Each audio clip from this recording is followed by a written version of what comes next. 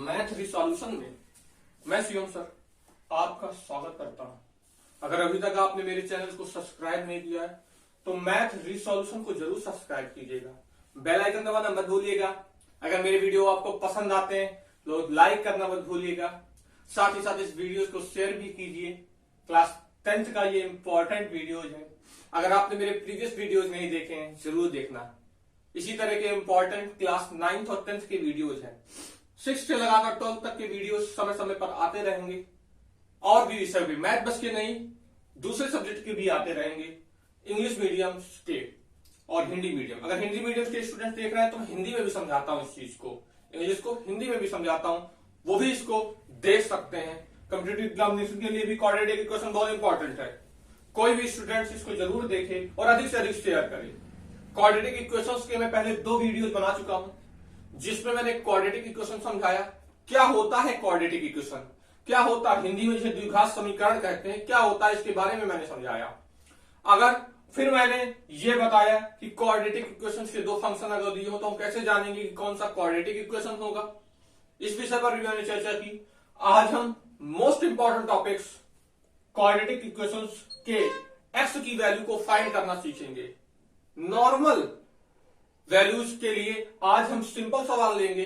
Last में मैंने कुछ थोड़ा सा डिफिकल्ट सवाल भी लिया है, फैक्टराइजेशन ही होता है, इसकी भी मैं चर्चा करूंगा। हम एक सिस्टम्स के साथ चल रहे हैं। अगर आपने वो वीडियोज नहीं देखे तो जरूर देखिए, जिससे आपको क्वाड्रेटिक इक्वेशन के कॉन्सेप्ट के बारे में क्लियरिफिकेशन हो सके। आइए, अभी तक अगर आपने मैथ रिसोल्यूशन को सब्सक्राइब नहीं किया तो सब्सक्राइब जरूर कीजिएगा। अगर आपको मेरा वीडियो पसंद आता तो लाइक जरूर कीजिएगा। आइए चलते हैं क्वाड्रेटिक इक्वेशंस के इस वीडियो में।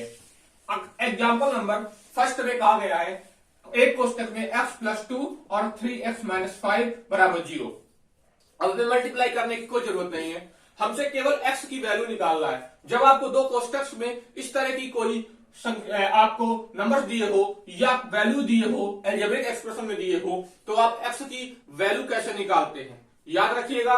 जब 2 टर्म में 2 कोष्टक में दिए होगा तो x की वैल्यू 2 निकलेंगी, 3 में दिए होगा 3 निकलेंगी, 4 में निकले होगा 4 में, अगर n टर्म तक दिए तो n टर्म तक वैल्यू निकलेंगी, इन्फिनाइट वैल्यू जिसे हम कहते हैं। तो x + 2 में पहली वैल्यू हमें दी है x + 2 = 0।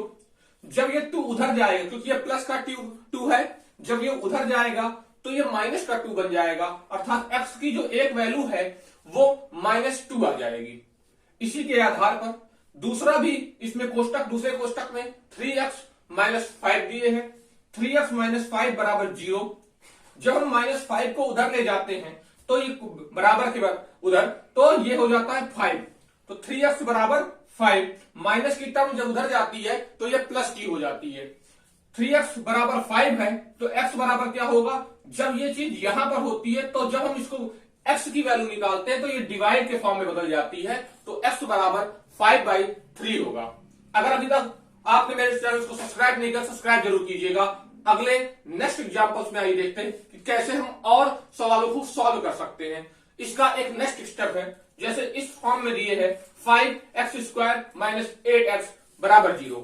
तो इस टर्म के लिए हम कैसे x की वैल्यू निकालेंगे, क्योंकि याद रखिएगा हम क्वाड्रेटिक इक्वेशंस में केवल 2 ही वैल्यू को फाइंड करते हैं। मैंने बताया था कि क्वाड्रेटिक इक्वेशन वह इक्वेशन होता है जिसकी पावर 2 होती है, वही उसी को हम क्वाड्रेटिक इक्वेशन कह सकते हैं। हम क्वाड्रेटिक अन्य को नहीं कह सकते। अगर एक ही फंक्शन है तो हम उसे लीनियर इक्वेशन कहेंगे, और अगर 3 फंक्शन है तो क्यूबिक, 4 है तो बाई क्वाड्रेटिक। इस टर्म के रूप में आगे आगे उसकी डिग्री ऑफ पावर के इक्वेशंस बनते चले जाएंगे।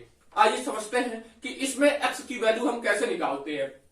5x है तो हम पहले दोनों में x कॉमन है, एक x हमने जब ले लिया तो मैंने कल बताया था जब हम x को कॉमन या किसी संख्या को कॉमन लेते हैं तो उसका डिवाइड होता है। जब मैंने x² अर्थात x² को हम लिख क्या सकते हैं, x² को हम लिख सकते हैं x × x और डिवाइड x, तो एक x से एक x कट गया, बचा 5x - 8, अर्थात x का मान x = 1 मान 0 के इक्वल माना जाएगा। अगर इसके आगे कोई टर्म लिखो तो हम लेते, लेकिन यहां पर केवल x लिखा है तो x = 1 वैल्यू हमारी 0 आ गई। दूसरा फंक्शन हमारा क्या बना, 5x - 8 = 0। 5x - 8 = 0 लिखेंगे तो जब 8 - का 8 उधर जाएगा तो प्लस का हो जाएगा, तो 5x = 8 जब कोई फंक्शन x के टर्म में लिखा होता है तो उसे हम डिवाइड करते हैं तो x बराबर 8/5 हो जाएगा। अर्थात x की हमें दो वैल्यू इस एग्जांपल्स में प्राप्त हुई, x बराबर 0 और x बराबर 8/5। पहले वाले में हमें क्या प्राप्त हुई थी? पहले वाले में हमें x की एक वैल्यू -2 प्राप्त हुई थी और दूसरी वैल्यू हमें 5/3 प्राप्त हुई थी, 5/3 प्राप्त हुआ था हमें। आइए हम फैक्टराइजेशन के बहुत ही इंपॉर्टेंट टॉपिक्स क्वाड्रेटिक इक्वेशंस में समझते हैं और फैक्टर करना सीखते हैं कि किसी इक्वेशन को अगर इस फॉर्म में दिया है तो हम कैसे किसी का फैक्टर कर सकते हैं। आइए इस सवाल को, इंपॉर्टेंट सवाल है, आइए देखते हैं। 6x² - x - 2 बराबर 0। अर्थात अगर हम इस फंक्शन में 6 का मल्टीप्लाई 2 में करते हैं तो 12 आता है। याद रखिएगा, जब कोई फंक्शन इस रूप में आगे लिखा होता है तो हमेशा उसका मल्टीप्लाई होता है। और यह भी ध्यान रखिएगा कि अगर कुछ नहीं लिखा तो मल्टीप्लाई नहीं होगा, उसी संख्या का फैक्टराइजेशन होगा। अर्थात 6 का जब हम मल्टीप्लाई लास्ट वाली टर्म से करते हैं तो 6 2 12 होता है। हमें 12 के ऐसे फैक्टर करने हैं कि हमारा 1 आ जाए। अर्थात 4 3 12 होता है। हमने 4 से अगर 3 घटाए तो भी 1 आएगा और 4 3 12 होता है, हमने अभी सीखा।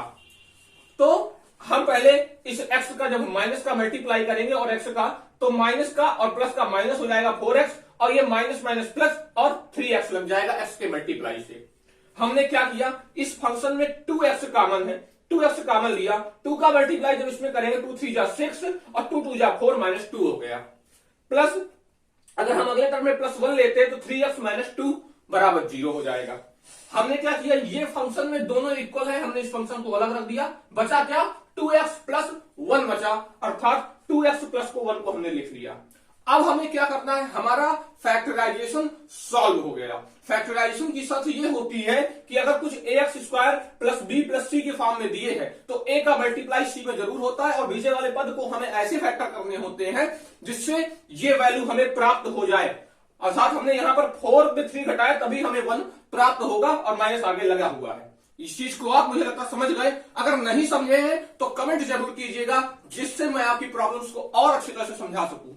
ठीक है, अभी तक अगर आपने मेरे वीडियो को लाइक नहीं किया तो लाइक जरूर कीजिएगा, साथ ही साथ इस चैनल को शेयर कीजिए और सब्सक्राइब भी कीजिए। आइए देखते हैं आगे। 3x - 2 एक वैल्यू आई और एक आई 2x + 1 बराबर 0। हमने पहला फंक्शन लिया 3x - 2 बराबर 0। जब ये 2 उधर जाएगा तो 3x बराबर 2 हो जाएगा, तो x बराबर क्या आ जाएगा, ये डिवाइड बदल जाएगा, x बराबर 2/3। हमने एक वैल्यू इसकी निकाल ली। हमने दूसरा जो फैक्टर निकाला था वो हमने 2x + 1 निकाला था। 2x + 1 बराबर 0, तो 2x बराबर -1। प्लस का जब उधर जाएगा तो माइनस का बन जाता है और जब हम x को डिवाइड करेंगे तो माइनस का 1/2 हो जाएगा। अर्थात हम ये कह सकते हैं कि x बराबर माइनस का 1/2 आया और एक वैल्यू हमें x बराबर 2/3 प्राप्त हुई। अर्थात हमने अगर कोई इक्वेशन की फॉर्म में दिए हुए हैं तो हमने फैक्टराइजेशन से x की वैल्यू कैसे निकालते हैं और उसके फैक्टर कैसे करते हैं हमने सीखा। अगर आपको मेरा वीडियो पसंद आया है तो लाइक जरूर कीजिएगा, साथ ही साथ इस चैनल को सब्सक्राइब कीजिए, मैथ रिसोल्यूशन से जुड़े रहिए और साथ ही साथ इस चैनल को शेयर भी कीजिए और कमेंट करना मत भूलिएगा। थैंक्स।